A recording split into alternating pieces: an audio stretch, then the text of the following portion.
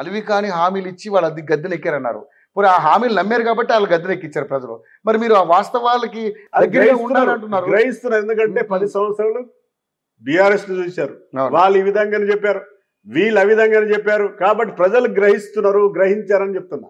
Okay, గ్రహించారు, ఇది అసాధ్యం కాదని చెప్పేసి ప్రజలే గ్రహించారంటారా? ఇంకా ఆశపడరు. ఏదో 1-2% ఆశపడవచ్చు. ఓకే, కానీ ఎందుకంటే చాలా మంది ఎందుకంటే మన యొక్క రాష్ట్రంలో మేధావులు కావచ్చు, యువకులు కావచ్చు, మన ఆర్థిక పరిస్థితి ఏ విధంగా ఉందో చాలా మందికి తెలుసు. ఓకే, కాబట్టి ఎందుకంటే సరే మీలాంటి ఛానల్స్ ఉన్నాయి, మీరైతే తప్పుడుగా రాష్ట్ర ఆర్థిక పరిస్థితి ఏ విధంగా ఉంది తప్పుడుగా అయితే చెప్పలేరు కదా.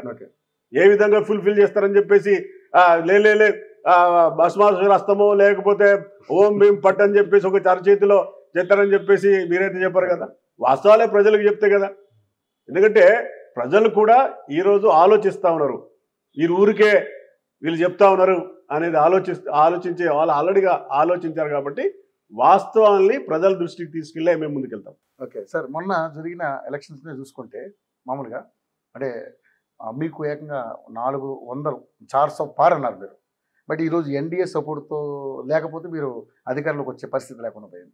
ఎందుకు మరి మీకు అంత అంటే ఓవర్ కాన్ఫిడెన్స్లోకి వెళ్ళారని చాలామంది అనుకున్నారు. ఎందుకంటే గత 10 ఏళ్లలో ఉన్నట్టు ఎంతో కొంత వ్యతిరేకత అయితే మూట కట్టుకుంటారు. కానీ ఎందుకు ఈసారి మేము 400 గెలుస్తామని చెప్పి ఆల్రెడీ ఎన్డీఏ సపోర్ట్ తోటి ఇప్పుడు అధికారంలోకి వచ్చారు? ఎలా అనిపిస్తుంది నిజంగా? అంటే ఏదో 400 గెలుస్తాము అని చెప్పేసి తప్పుడు వాగ్దానాలు మేము చేయాలి. వాగ్దానాలు పక్కన పెట్టండి, వాగ్దానాలు చేయలే, తప్పుడు వాగ్దానాలు చేయలే. అదే 400 మాకు సీట్లు ఇవ్వండి, పలానా చేస్తామని చెప్పేసి మేము ఎక్కడ చెప్పలే.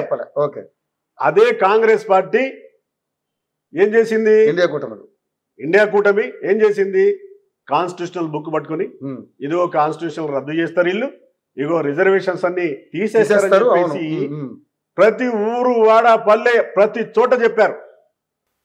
మేము ఆ విధంగా ఎక్కడ చెప్పలే కదా. అవును, మేము 400 కాదు 540 కూడా గెలుస్తామని చెప్తాం మేము. ఎందుకంటే ఓకే, దాన్ని గెలవడానికి ఏదైనా మేము తప్పుడుగా ఇగో ఈ పాలసీ మాది, ఈ పాలసీ వల్ల ఇది అని చెప్పేసి మేము చెప్పలే. 10 సంవత్సరాలలో భారతీయ జనతా పార్టీ చేసినటువంటి వెల్ఫేర్ కావచ్చు, డెవలప్మెంట్ కావచ్చు, నేషనల్ ఉన్నటువంటి పాలసీ కాదు, ఇంటర్నేషనల్ పాలసీస్లో ఏ విధంగా చేశామో గతంలో మనం చూసినాం. దాదాపు నేను కూడా 30 సంవత్సరాలు వచ్చే నెల అయితే 30 సంవత్సరాల రాజకీయ జీవితం.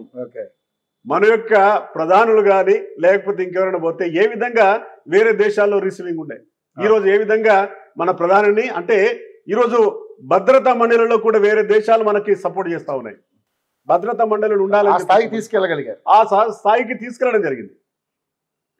కానీ ఇది తప్పుడు.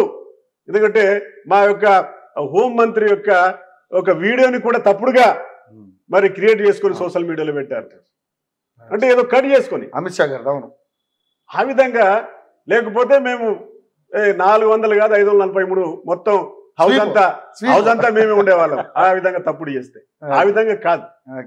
మేము ఓన్లీ మా యొక్క పర్ఫార్మెన్స్ తోటే చేసినటువంటి విధానంతో మా పాలసీ యొక్క జాతీయ విధానంతో మేము ముందుకెళ్తున్నాం.